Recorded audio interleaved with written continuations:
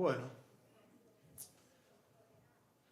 le puse como título a esta predicación: Mi imposible es posible. Y ya van a ver de qué se trata. Mi imposible es posible. Abran su Biblia, por favor, en el Evangelio según San Juan, capítulo 6, y vamos a leer los primeros 15 versículos, y eso es lo que vamos a estudiar hoy día. Juan, Mateo, Marcos, Lucas, Juan, capítulo 6, y vamos a leer entonces desde el versículo 1 al versículo 15. ¿Me dicen amén cuando lo tienen, por favor? Muy bien, vamos a leer entonces una vez más Juan del 1 al 15, capítulo 6. Después de esto, Jesús fue al otro lado del mar de Galilea, el de Tiberias, y le seguía gran multitud porque veían las señales que hacía en los enfermos. Entonces subió Jesús a un monte y se sentó allí con sus discípulos. Y estaba cerca la Pascua, la fiesta de los judíos. Cuando alzó Jesús los ojos y vio que había venido a él gran multitud, dijo a Felipe: ¿de dónde compraremos pan para que estos coman? Pero esto decía para probarle, porque él sabía lo que había de hacer. Felipe le respondió: 200 denarios de pan no bastarían para que cada uno de ellos tomase un poco. Uno de los discípulos, Andrés, hermano de Simón Pedro, le dijo: he aquí un muchacho que tiene 5 panes de cebada y 2 pececillos. Mas, ¿qué es esto para tantos? Entonces Jesús dijo: haced recostar a la gente. Ya había allí mucha hierba en aquel lugar. Y se recostaron como el número de 5.000 varones. Y tomó Jesús aquellos panes, habiendo dado gracia, los partió entre los discípulos, y los discípulos entre los que estaban recostados, asimismo de los peces, cuanto querían. Y cuando se hubieran saciado, dijo a sus discípulos: recoged los pedazos que sobraron, para que no se pierda nada. Recogieron pues y llenaron 12 cestas de pedazos, que de los 5 panes de cebada sobraron a los que habían comido. Aquellos hombres entonces, viendo la señal que Jesús había hecho, dijeron: este verdaderamente es el profeta que había de venir al mundo. Pero entendiendo Jesús que iban a venir para apoderarse de él y hacerle rey, volvió a retirarse al monte él solo. Padre, bendice tu palabra, háblanos, Señor. Cambia aquello que tenemos que cambiar en nuestro corazón y que nuestra fe crezca cada día más en ti, Señor. Te damos las gracias en Cristo Jesús. Amén. Ahora, ¿se dieron cuenta? Este es un mensaje, o al menos la idea para mí, el propósito es darle un mensaje de ánimo. Un mensaje de ánimo, porque sé que muchos de ustedes están pasando por problemas, o estamos pasando por problemas, estamos pasando por dificultades, estamos pasando a nivel mundial un tiempo muy especial, donde lo que menos necesitamos es que se nos grite, se nos exhorte, y lo que más necesitamos es que se nos anime también, y por supuesto a través de la palabra del Señor. Y te digo animar por el título que le puse: mi imposible, tu imposible, es posible para Dios. Y me encanta pensar en eso. Dice el primer versículo, y vamos a ir versículo por versículo. Después de esto, Jesús fue al otro lado del mar de Galilea, el de Tiberias. Ahora, siempre que la Biblia te dice después de esto, indudablemente nos conecta con el capítulo anterior, que es lo que había pasado en el capítulo anterior, para que después de eso, entonces pasara esto. Bueno, lo único que sabemos, no tenemos el tiempo o la cantidad de tiempo que pasó, ¿cierto?, desde el 5 al 6, lo que sí nos dice que el Señor había estado en Jerusalén. Ahí les puse en un pequeño mapa, no sé si lo van a alcanzar a ver bien. Claro, creí que lo había marcado. Bueno, ahí está Jerusalén. Muy bien, gracias. Hicieron un buen trabajo, ¿eh? Ese no es mío. Muy bien. Ahí está Jerusalén. Y el Señor en el capítulo 5 entonces va de Jerusalén al costado este del mar de Galilea, allá arriba. Y en esa parte, a ver qué tal me lo hacen, donde dice Betsaida, por ahí. Bueno, se los dejo. ¿Qué pasa? El Señor, eso es lo que nos dice ahí, que el Señor se mudó, entonces con los suyos fueron a ese lugar. Ese lugar también se le llama, y lo van a encontrar en algunos lugares, el mar de Galilea, lo van a encontrar como el mar de Tiberias también. ¿Qué pasa? Que los romanos, cuando conquistaban los pueblos, lo primero que hacían era cambiarle, ¿cierto?, el nombre a las ciudades, a los mares, a todo. Y esto le habían puesto Tiberio, haciendo referencia justamente a Julio César Augusto, que era el segundo emperador de Roma. Ahora nos dice, mire qué interesante, porque nos dice el segundo versículo, y le seguía gran multitud. Le seguía gran multitud al Señor. Y Juan nos dice el por qué le seguían al Señor. Si ustedes miran su Biblia ahí, versículo 2 en la segunda parte, porque veían las señales que hacía en los enfermos. Es decir, que seguían al Señor por las señales y por el beneficio que iban a tomar del Señor, o tener del Señor. Pregunta, ¿por qué sigues a Cristo? Y esta es una pregunta profunda que quiero que la analice esta semana. ¿Por qué sigues a Cristo? ¿Sigues a Cristo realmente por amor? ¿Por agradecimiento de lo que Cristo ha hecho? ¿Sigues a Cristo porque le amas, porque Él te amó primero?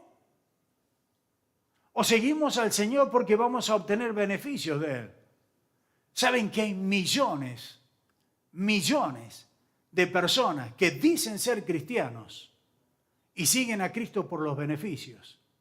Y si no, ahí el famoso evangelio de la prosperidad. ¿Qué es lo que quieren de Cristo? Prosperidad, bien para esta tierra. Ni piensan en lo que viene. Están puestos los ojos aquí nada más. Cuando se habla tanto de sanidad y se promete, como siempre digo, a manos abiertas sanidad, ¿qué es lo que buscan? Algo temporal. Y están buscando al Señor por los beneficios, no por quién es y lo que significa para nosotros. Esa es una pregunta simplemente a modo de reflexión de cada uno de ellos, de cada uno de nosotros, perdón. Versículo 3. Entonces subió Jesús a un monte y se sentó allí con sus discípulos. Así que el Señor dice que se sube al monte. Eso es lo que se conoce hoy en día en la actualidad como los Altos de Golán. Ese es el nombre que tiene toda esa zona. Y el Señor se ubica, entonces nos dice acá, con los discípulos, en un punto alto, en una colina. Viene siendo un monte y una colina, no es algo muy alto. Y entonces, por supuesto, desde allí podía ver entonces una gran multitud que se iban moviendo, se iban desplazando. Y sin duda, se iban desplazando hacia Jerusalén. Y ya que iban a Jerusalén, entonces esas multitudes vieron que estaba el Señor, conocían del Señor o habían escuchado de los milagros del Señor. Entonces fueron y lo miraron, fueron a encontrarse con el Señor. ¿Por qué digo que iban a Jerusalén? Mire versículo 4. Dice, y estaba cerca la Pascua, la fiesta de los judíos. Y la Pascua es una de las celebraciones, y es todavía, era y es, una de las celebraciones más grandes que tiene el pueblo hebreo. Sabemos que nosotros celebramos a nuestro Mesías, por supuesto, pero ellos celebran la salida de Egipto, entonces, cuando Dios los sacó con mano poderosa desde allí. ¿Qué pasa? Cada fiesta, cada año, cuando se celebraba la Pascua, grandes multitudes de todas partes de Israel iban entonces a Jerusalén. Y parece ser entonces que una gran multitud iba para allá, sabían del Señor y entonces se presentan delante del Señor. Versículo 5, cuando alzó los ojos Jesús, o cuando alzó Jesús los ojos y vio que había venido a él gran multitud, le dijo a Felipe, ¿de dónde compraremos pan para que coman todos estos? ¿De dónde vamos a sacar alimento para que todos estos coman? Ahora quiero que presten atención. Presten atención al versículo 6. Pero esto decía para probarle. El Señor lo dijo acá, y este es un comentario que agrega Juan, ¿cierto? Y dice, mire, esto lo hacía porque el Señor sabía. Entonces lo hizo solamente para probarle a Felipe. Por eso termina diciendo el versículo 6, porque él sabía lo que había de hacer. ¿Me siguen? Está bien sencillo. Jesús sabía desde el principio que Él iba a alimentar a toda esa multitud. Pero de todos modos, le pregunta entonces a Felipe. Ahora, la razón que quiero que pienses acá es el Señor preguntándole a Felipe, haciéndole una pregunta, probándole, si se quiere. Ahora, Jesucristo es Dios. Algunos dirán chocolate por la noticia, ¿cierto? Pero es importante reconocer esto y pensar en esto, porque todo lo que el Señor estaba hablando acá, yo puedo deducir que es Dios mismo quien estaba entonces probando a su hijo acá, en este caso a Felipe. Dice, y lo tenemos allí en Hebreos, capítulo 1, lo tiene en la pantalla, Hebreos capítulo 1, versículo 1 al 3, la primera parte, dice así: Dios, habiendo hablado de muchas veces y de muchas maneras, en otro tiempo los padres por los profetas, en estos postreros días nos ha hablado por el Hijo, a quien constituyó heredero de todo y por quien asimismo hizo el universo, como dice Colosenses 1:16, el cual siendo el resplandor de su gloria, y escuche, y la imagen misma de su sustancia. Es decir, una vez más, para aquellos que creen que Jesucristo no era Dios, como tantas sectas andan por allí, una vez más nos dice que Jesucristo es Dios, es la representación exacta de Dios aquí en la tierra. En otras palabras, lo que vemos que Jesucristo hizo es lo que Dios estaba haciendo acá. Lo que hemos escuchado del Señor Jesús, es la palabra de Dios. La manera en que el Señor pensaba era Dios pensando en la persona entonces de Jesucristo. ¿Por qué? Una vez más, principio que se está negando mucho, Jesucristo es Dios. Ahora, lo que me hace pensar acá, entonces, que Dios está probando a sus hijos, porque acá Dios prueba a Felipe. Entonces, mi pregunta ahí, y quiero hacerte preguntas hoy día, como cada domingo, para reflexionar. ¿Te ha pedido Dios alguna vez que hagas algo que está más allá de las posibilidades tuyas? ¿Te ha pedido alguna vez Dios que haga algo más allá de las posibilidades tuyas?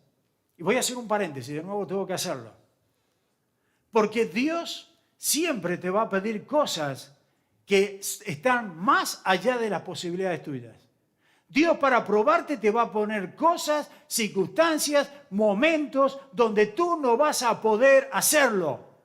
Y acuérdense que muchas veces confundimos ese versículo que dice que Dios, ¿cierto?, no tentará más allá de lo que nosotros podemos soportar. Bueno, hay una gran diferencia, porque acá está el Señor hablando de tentación. Acá lo que yo estoy hablando es de prueba. ¿Me siguen? La tentación, cierto, Dios nunca te va a tentar más allá de lo que tú puedas soportar en tentación, pero en pruebas, Dios siempre te va a dar más pruebas de lo que tú puedas soportar. Siempre. Y lo ha hecho. Y lo sigue haciendo. Y puedes verlo ahí, el mismo Hijo de Dios. Y acá, en esta prueba, aprendemos mucho del carácter de Dios. Aprendemos mucho de la naturaleza de Dios. Vemos lo que le hace a Felipe una pregunta, pero el Señor ya sabía la respuesta. Es una prueba, sin duda. Y hay muchos versículos en la Biblia donde nos demuestra que Dios prueba a sus hijos. Primero, busqué 2 o 3 nada más. Santiago capítulo 1, Santiago lo tiene todo en la pantalla. Santiago capítulo 1, versículos 2 y 3. Hermanos míos, tened por sumo gozo cuando os halléis en diversas pruebas, sabiendo que la prueba de vuestra fe produce paciencia. ¿Te das cuenta? Tesalonicenses, 1 Tesalonicenses 2:4. Sino que según fuimos aprobados por Dios para que se nos confiase el Evangelio, así hablamos. No como para agradar a los hombres, sino a Dios, que ¿qué cosa? Que prueba vuestros corazones. El último pasaje, 1 de Pedro, capítulo 1, versículos 6 y 7. En lo cual vosotros os alegráis, aunque ahora por un poco de tiempo, si es necesario, tengáis que ser afligidos en diversas pruebas, para que sometida a prueba vuestra fe, mucho más precioso que el oro, el cual, aunque perecedero, se prueba con fuego, sea hallada en alabanza, gloria y honra cuando sea manifestado Jesucristo. ¿Dios nos prueba? Seguro que Dios nos prueba. Sí. Ahora, ¿qué está probando Dios? Bueno, lo que Dios prueba es tu fe. Dios prueba mi fe. Eso es lo que Dios prueba entonces, como leímos ahí en Santiago, sabiendo que la prueba de vuestra fe es la que produce entonces en este caso paciencia. Así que Dios puede estarte probando tu fe. Puede estarte pidiendo en este momento que tú hagas algo que es imposible para ti, pero que Él sabe que lo puede hacer y que lo va a hacer de antemano, si es necesario. Él sabe que es imposible para ti, pero de todos modos Dios te lo pide.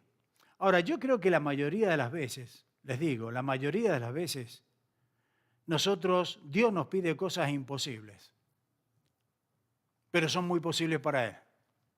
Bien dijo el Señor Jesucristo, el Señor cuando dijo, yo soy la vid verdadera, vosotros los pámpanos. ¿Qué dijo el Señor? Sin mí, nos dijo, como siempre digo, el Señor nos dijo, somos todos unos inútiles sin el Señor.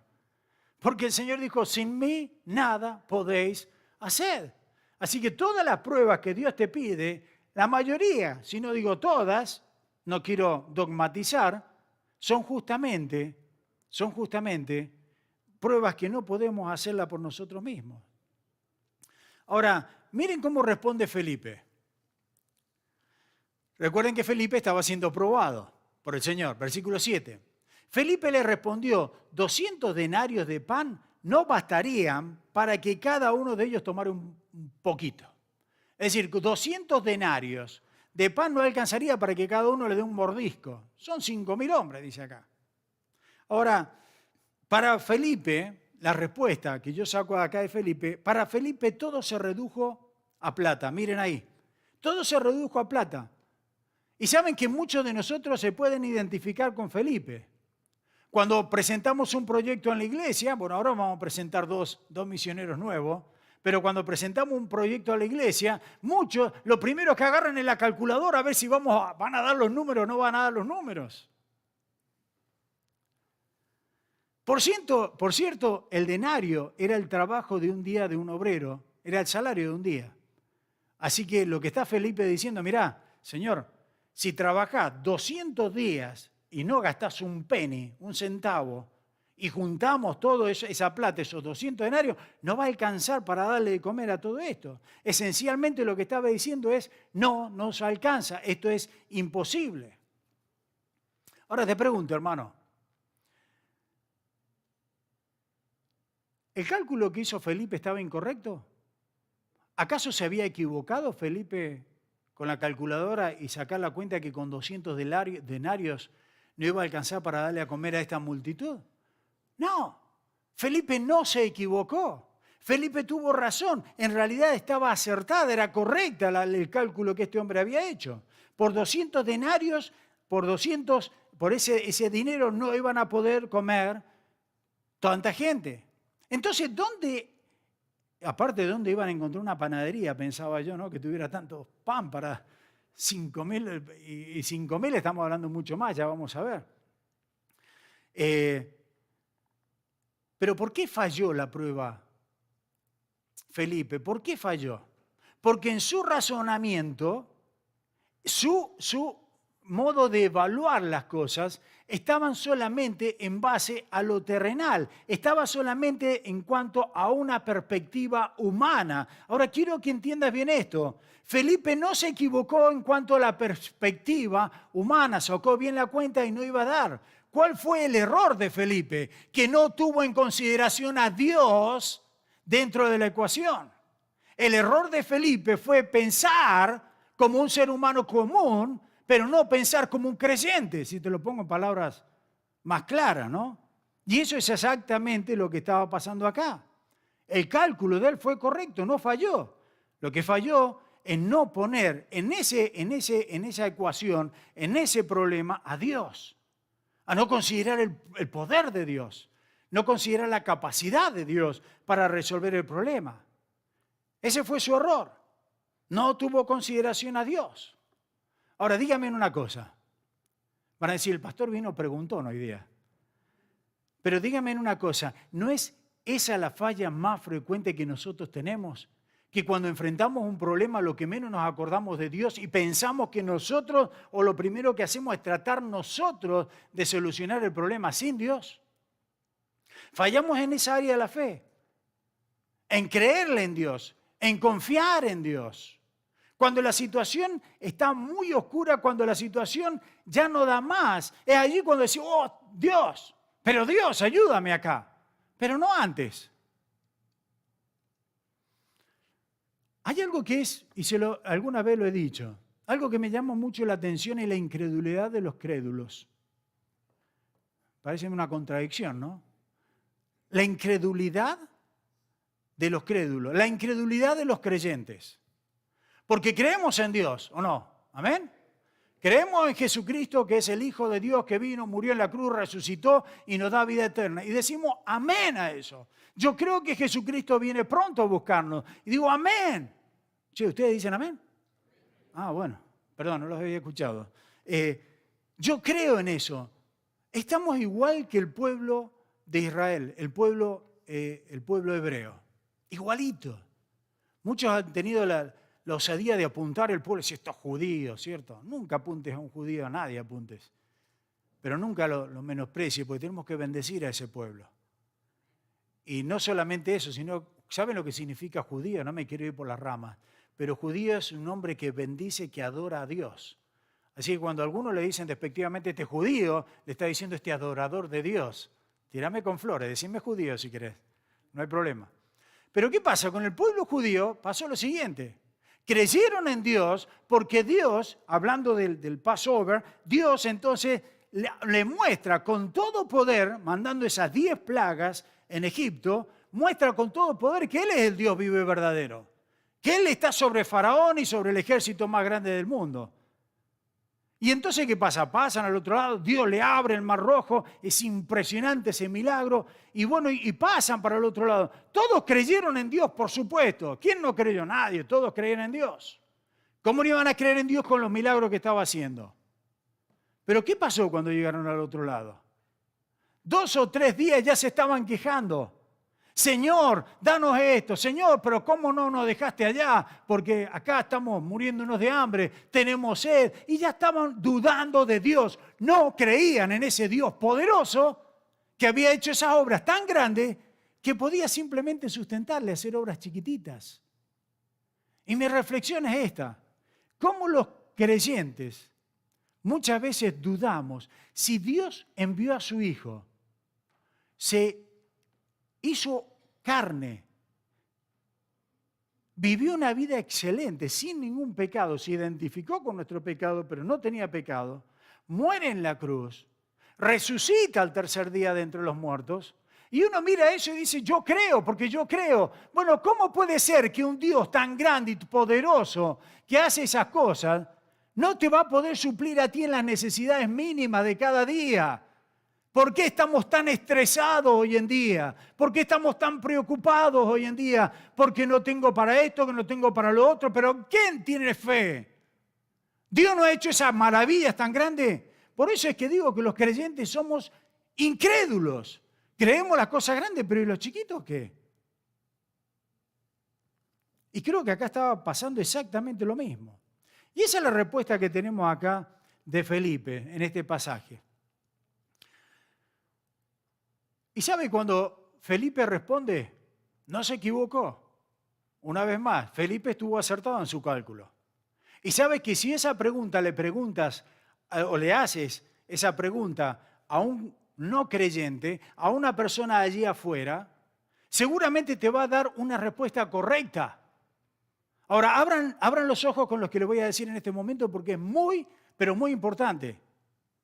Si tú le haces preguntas a un inconverso, a uno que no es hijo de Dios, seguramente, en una situación difícil estoy hablando, seguramente te va a decir la respuesta correcta. Pero te va a decir la respuesta correcta de acuerdo al razonamiento humano, de acuerdo a una persona que no tiene en consideración a Dios. Y entonces tienes que tener mucho cuidado cuando tienes problemas en tu casa, en el trabajo, en la universidad, en lo que sea, con quién vas a hablar. Porque ahí depende mucho. Hay muchos que van a psicólogos. No digo que esté mal, ojo. Yo tengo mi propia opinión con eso. Y muchos buscan consejeros, y muchos buscan esto, buscan lo otro, pero lo buscan en la parte secular. Bueno, estos no pueden entender las cosas nuestras porque para ellos son locura, dice la palabra de Dios. Entonces tenemos que buscar a quien tenga el Espíritu Santo y quien nos dirija entonces de acuerdo a la palabra de Dios. ¿Te das cuenta por qué es tan importante? Ahora, los consejos mundanos siempre están en base a la comprensión humana. Ahora tú me dirás, bueno, ¿qué de nuevo me estás diciendo? Seguro que me va a decir que no pensemos, pensamos, ¿cierto? ¿Está mal acaso pensar? No, no está mal. El pensar es algo hermoso en la capacidad que Dios nos ha dado a sus hijos, ¿cierto? A la raza humana, ¿va? ¿Qué hay de malo en eso? Bueno, ¿sabe qué es lo que hay de malo en confiar en nuestros pensamientos? El viernes, en la reunión de caballeros, hicieron mención a eso. Proverbios, y lo tiene en la pantalla, Proverbios 3:5. Cuando dice, fíate de Jehová de todo tu corazón. Fíate de Dios de todo tu corazón y no te apoyes en tu propia prudencia. Eso es lo que nos está diciendo acá. Y cuando dice fíate, es el apoyarnos todo, el darnos todo así, el ponernos completamente sobre algo. Fíate en el Señor porque el Señor no se va a mover. Pero no te fíes en ti porque te vas a caer. Eso es lo que nos está diciendo acá. Así que el entendimiento humano es maravilloso. Pero si te vas a apoyar en tu propio pensamiento, va a ser un imposible. Todo lo que Dios te va presentando, vas a decir, esto es imposible. Vas a tener la misma respuesta de Felipe, es imposible. Y a eso que es imposible, recuerda, aparecen las dos palabras, o al menos yo digo las dos palabras más poderosas de la Biblia, o las palabras que al menos en mi vida han hecho un cambio tremendo. Y las dos palabras es, pero Dios. Pero Dios. Para ti puede ser imposible, pero Dios, para Él es todo posible. Puede ser que esté enfrentando una situación que no le encuentro salida, pero Dios te va a dar esa salida. Pero Dios es lo más grande, porque la Biblia muchas veces, a menudo, nos presenta casos ciertos que son difíciles, pero no para Dios. No para Dios. Y eso es lo que yo quiero que te pongas en tus mentes y en tu corazón. Creo que Dios dice eso, ¿no? En su palabra para que nos grabemos nuestra mente, en nuestro corazón. Y es, pero Dios, si tenemos fe en el Señor, en su voluntad, en su amor, en su soberanía, Dios va a hacer la obra. Dios puede resolver cualquier problema que tengas. Dios puede resolver cualquier índole en que estás pasando, cualquier situación. Sea de salud, sea matrimonial, sea con los hijos, sea cualquiera sea. ¿Sabes? Muchas veces enfrentamos, y me he encontrado con varios problemas con que dicen, tengo problemas con mis hijos, tengo problemas con mi pareja, tengo problemas en el trabajo, tengo problemas en la universidad, tengo problemas... Bueno, ojo, y si tenés problemas con todo el mundo, el problema sos vos, ¿eh? Estoy diciendo algunos, dicen un problema acá, otro problema allá, ¿ok? No. Pero hay veces que nos encontramos con esos problemas que son una montaña. O cuando hablamos de David y Goliat, es el gigante delante nuestro que tenemos que enfrentar. Y sabemos que no podemos moverla. Sí, pero Dios sí puede hacerlo. Dios sí puede hacerlo. En el poder de Dios lo puede hacer todo. No hay imposibles para Dios. No podemos cambiar la situación, pero Dios sí puede. Y ¿saben? Necesitamos realmente meternos eso en la cabecita, ¿eh? Métete eso en la cabecita y en tu corazón, grábalo allí.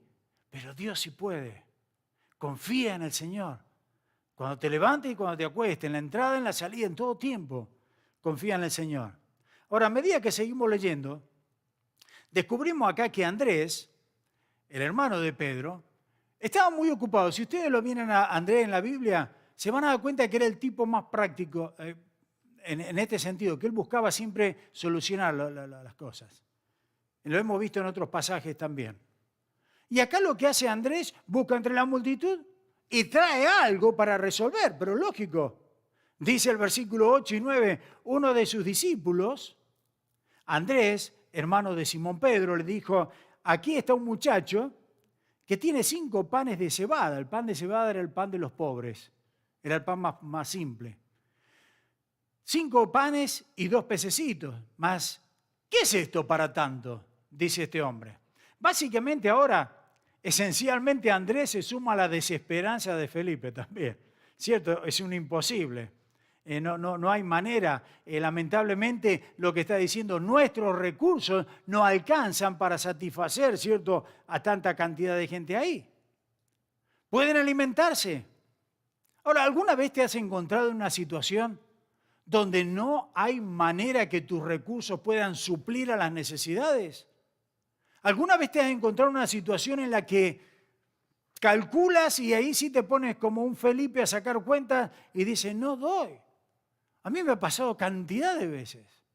Y digo, no doy, acá no alcanza. ¿Cómo le vamos a dar de comer a tantas personas? Dicen acá. Jesús le hace esa pregunta a los discípulos. Y esto lo único que pueden decir es la imposibilidad que ellos tienen frente a esa situación. No podemos. Ahora, tengan en cuenta algo. Y quiero que lo tengas en cuenta tú también. Porque estos discípulos a esta altura ya habían visto al Señor hacer milagros. Estos discípulos estaban viendo que el Señor Jesucristo hacía milagros, que el Señor tocaba el oído del sordo y los sordos oían, que los ciegos podían ver, que los paralíticos podían caminar. Bueno, un poco más adelante, creo, en el tiempo, van a ver que el Señor puede resucitar también a los muertos. Ahora, ninguno de los 12 dijo, pero para un poquito. Tenemos una necesidad, acá tenemos que darle de comer a esta cantidad, pero mirá quién está con nosotros. Nadie dijo, pero tenemos pancitos, 5 panes, 2 peces, pero mirá quién está con nosotros. Si pudo hacer esos milagros, ¿cómo no va a hacer este milagro? Ninguno fue capaz de decir eso. Ahora te dije, tómalo en una manera personal. Porque cuando nosotros nos sentimos imposibilitados para hacer algo y nos sentimos cabizbajos y nos sentimos tristes, nos sentimos derrotados, no tienes a Jesús que ha hecho todo por ti y nos ha dado vida eterna y nos ha dado absolutamente todo, hasta tienes el Espíritu Santo dentro tuyo para enfrentar cualquier situación. ¿Por qué están los creyentes cabizbajos? No puede existir un creyente, existen, pero no tendría. Por eso dice el fruto del Espíritu es amor, gozo. Tendríamos que estar gozosos cada día de que nos levantamos hasta que nos acostamos, de que tenemos un Dios que es el Dios de lo imposible. Y que cualquier situación que estoy enfrentando, Dios la puede resolver. Es cierto, hay veces que nos encontramos en situaciones que son aterradoras. Y no quiero disculparlos a estos hombres, pero creo que muchas veces nosotros actuamos de la misma manera. Cuando nos encontramos en situaciones así, que nuestro escenario, lo que se pone de enfrente es realmente duro, en nuestro razonamiento hacemos lo mismo que los discípulos, no va a andar esto. Sin embargo, puede el Señor hacerlo. Y creo que son esos los momentos donde lo imposible se hace posible, cuando en tu vida sacas un poquito o sacas totalmente el yo y pones a Jesús. Ahí es cuando empieza a brillar el Señor. Cuando llegamos a lo máximo y decimos, ya abajo, decimos, acá no podemos. Ya no puedo, pero tú puedes. Pero Dios puede. Miren, hace muchos años atrás, y creo que es uno de los récords esto que hay, muchos años atrás, conocí a un médico. No recuerdo, traté de pensar, pero no me recuerdo el nombre del hijo. digamos que se llamaba, qué sé yo, Juancito. Cuando nació con 4 meses. 4 meses de gestación. Era, imagínense, una cosita chiquitita. La mano sobraba. Bueno, con 4 meses no hay muchos récords mundiales de que vivan con 4 meses. Yo siempre les digo, admiro a las enfermeras y admiro a los doctores. ¿Cómo iban a trabajar en eso tan chiquitito? Bueno, ahora el muchacho es grande, ya tiene casi la edad mía. Es un pibe, pero por ahí va. Y entonces le llaman el Milagro Juan. Le pusieron el Milagrito Juan en el hospital. Y hasta el día de hoy todos lo conocen como el Milagrito Juan. Porque para el Padre y para todo el resto era imposible. Pero no para Dios. Y cuando Dios dice, no, yo te voy a sostener y va a crecer y va a ser normal, cuando todos los otros dicen, no, que no es posible, bueno, ahí está. Bueno, no fueron con 4 meses, fueron con 5 o 6, ¿no? Los mellizos, y ahí lo tenemos tocando el piano, el otro tocando la batería. Cuando Dios dice, se hace. Pero brilla Jesús, no brillas tú. Y eso es lo que es el asunto acá. Que no estamos para brillar nosotros, es para que Jesús brille a través de la vida nuestra.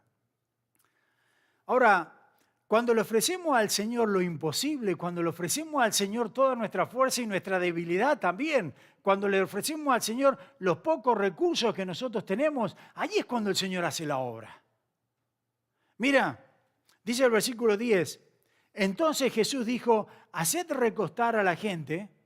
Dice que estaba lindo porque había mucho pasto ahí.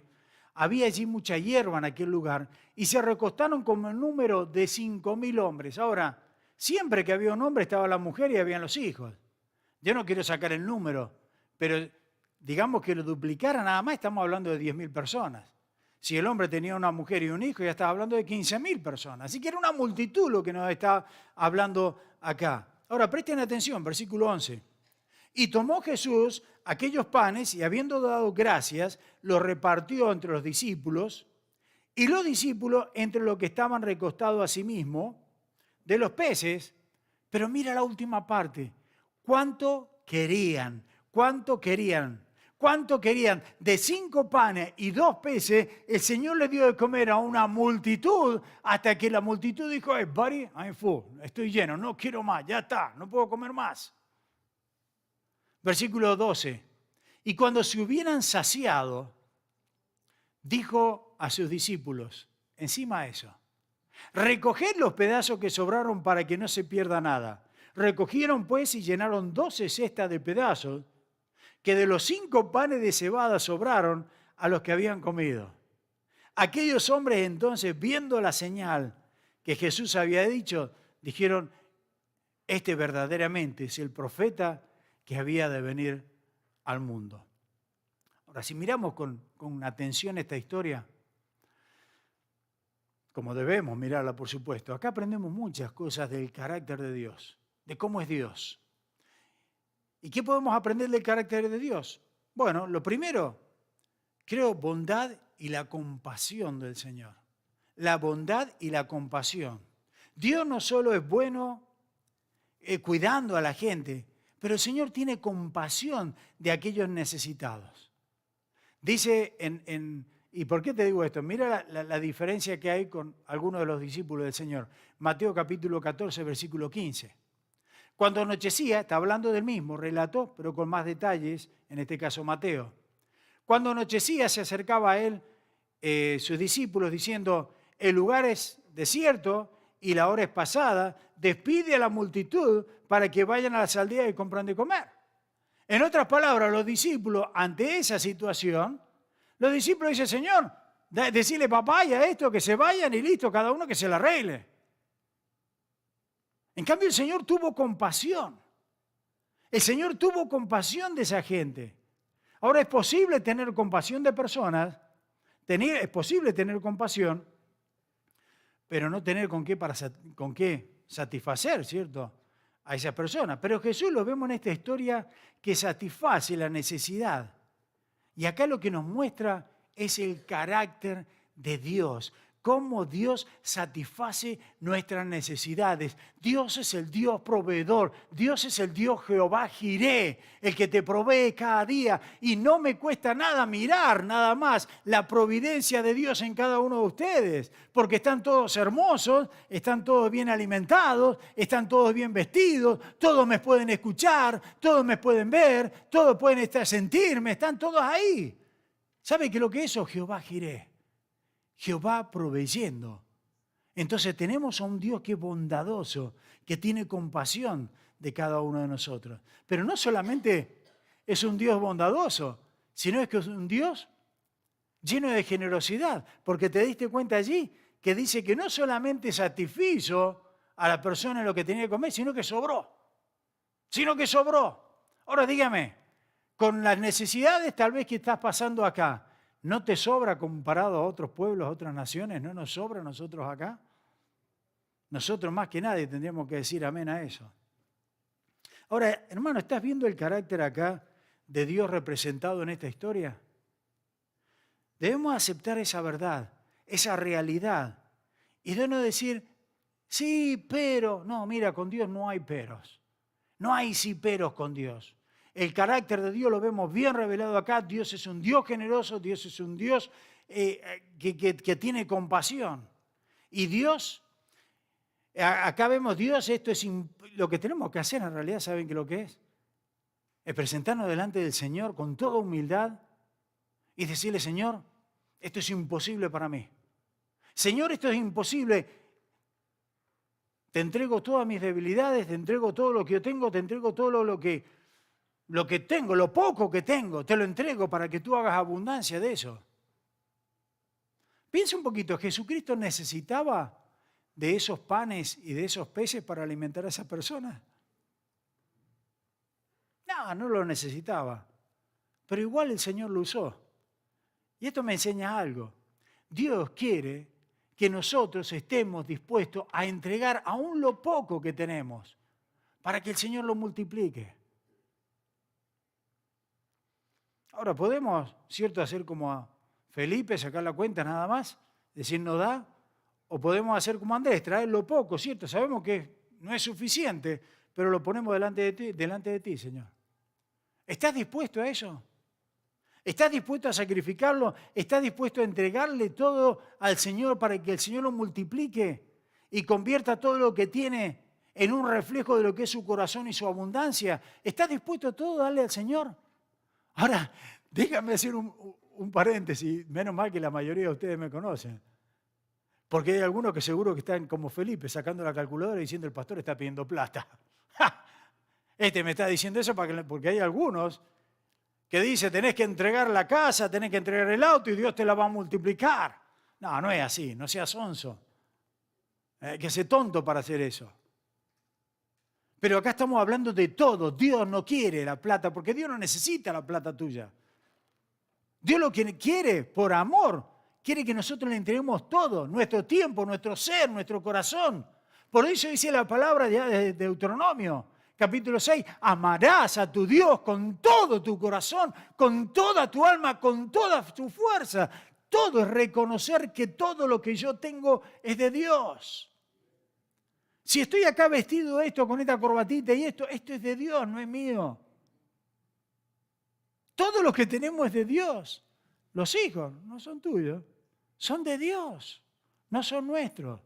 Todo tenemos de Dios. Entonces acá lo que está diciendo el Señor, lo poco que nosotros tenemos, comparado a las abundancias en gloria que tiene el Señor para nosotros, el Señor quiere que se la entreguemos.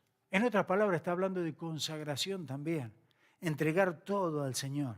¿Estás dispuesto a darle todo al Señor? ¡Wow! Me aturdieron con el amén. Cuando enfrentas una situación que es imposible para ti, cuando ves que estás en una situación que no puedes, ¿estás dispuesto a darle lo que tienes al Señor para que el Señor lo bendiga y haga abundancia de eso?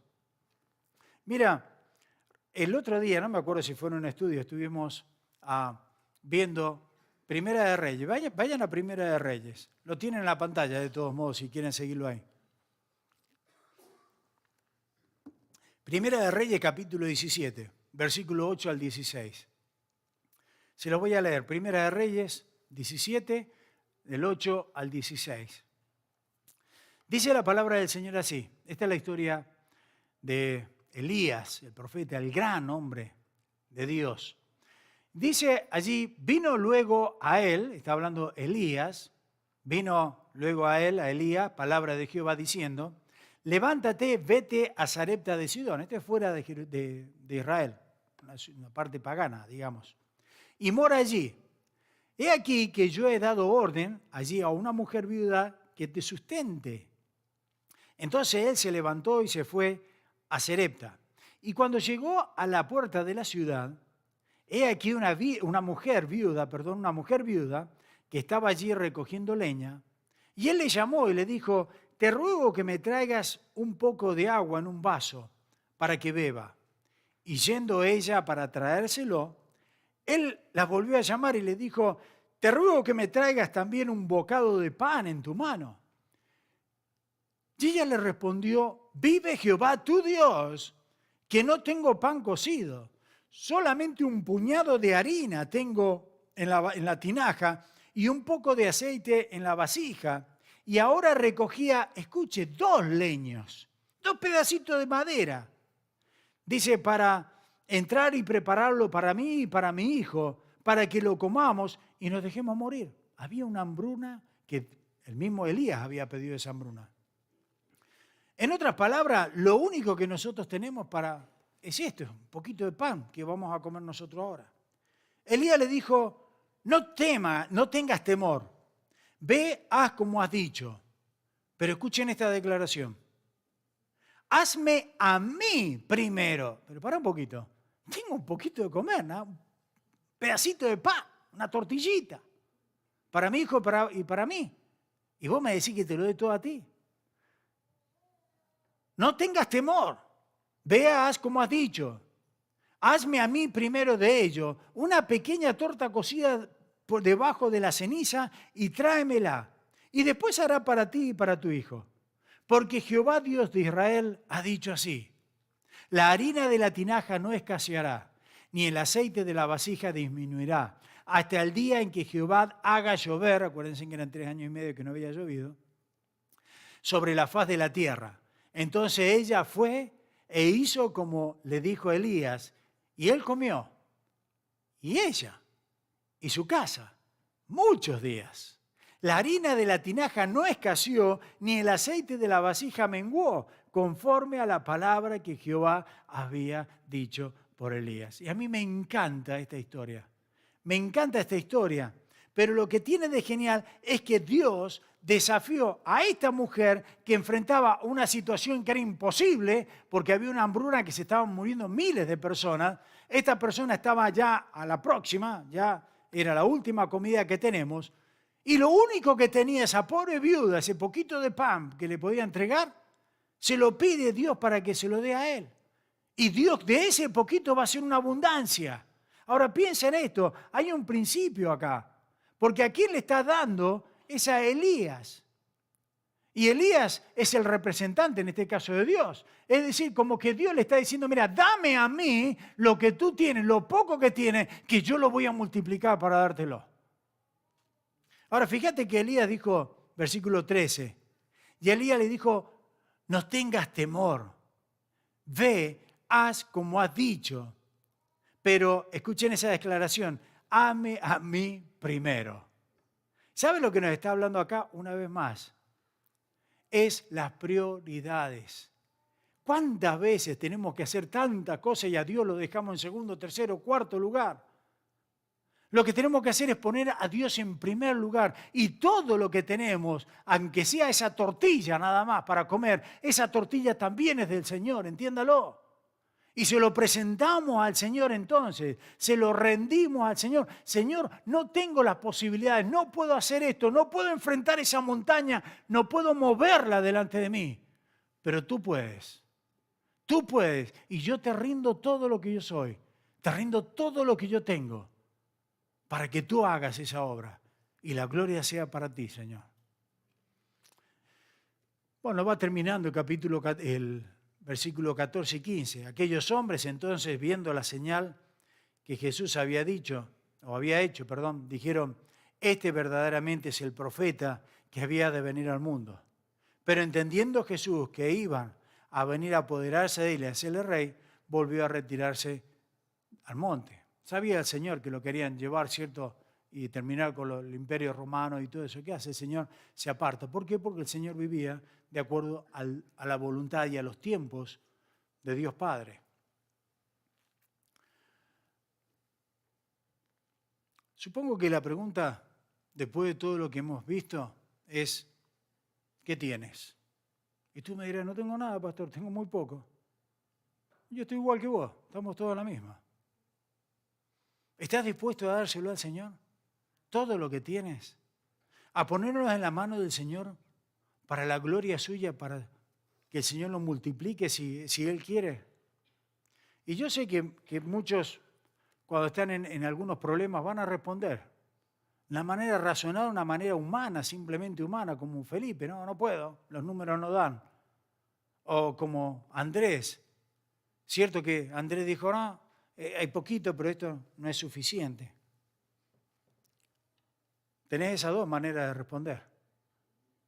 Los números no dan, o lo que tengo no es suficiente. Pero hay una tercera manera de responder, que es la correcta, cuando tienes fe.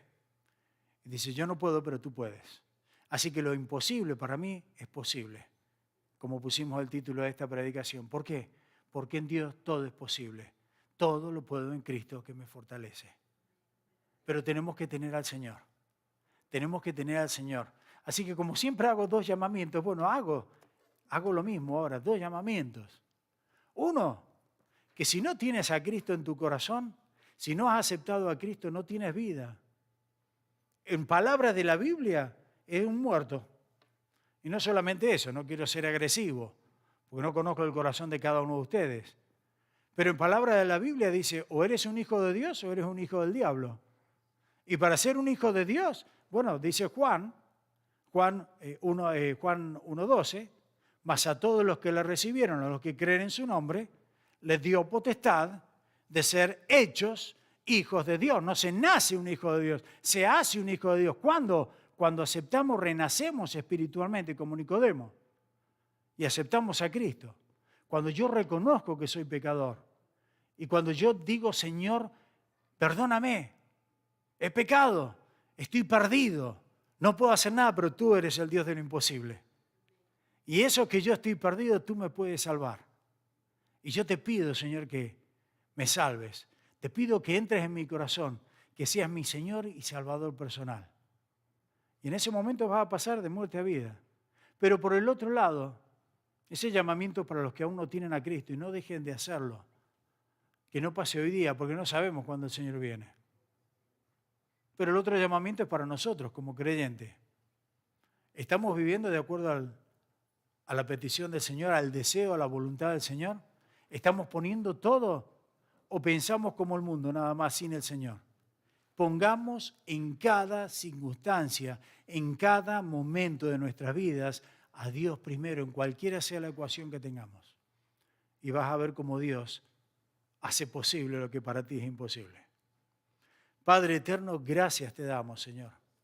Gracias por este día en el cual hemos regocijado y nos estamos regocijando de estar en tu presencia todos juntos como hijos tuyos, como aquellos que hemos sido redimidos por la sangre preciosa del Cordero de Dios. Padre, gracias por tu palabra. Gracias porque sabemos que en ti todo es posible, Señor. ¿Qué más terrible podía enfrentar el hombre que la muerte y la condenación eterna? Mas los que estamos en Cristo Jesús no tenemos condenación. Hemos pasado de muerte a vida y vida eterna. Gracias, Señor, por todo tu amor. Pido si hay alguna persona que aún no te conoce, que todavía vive en una religión, Señor, no en una relación contigo, sino en una religión de pensar que por buenas obras llega a ti, te pido que toques ese corazón en este momento. Que le hagas ver, Señor, lo que dice tu Hijo. Yo soy el camino y la verdad y la vida. Nadie viene al Padre si no es por mí. Y que puedas quitarle de los ojos esa venda que le está obstaculizando ver a Cristo. Que toques ese corazón, Señor, y que hoy día sea el día de salvación. Y a nosotros, Padre, como creyentes, ayúdanos a vivir por fe, Señor. Y pensar que para ti nada es imposible. Padre, te amamos. Gracias, Señor, por tu palabra. Gracias por cada uno de mis hermanos. En el nombre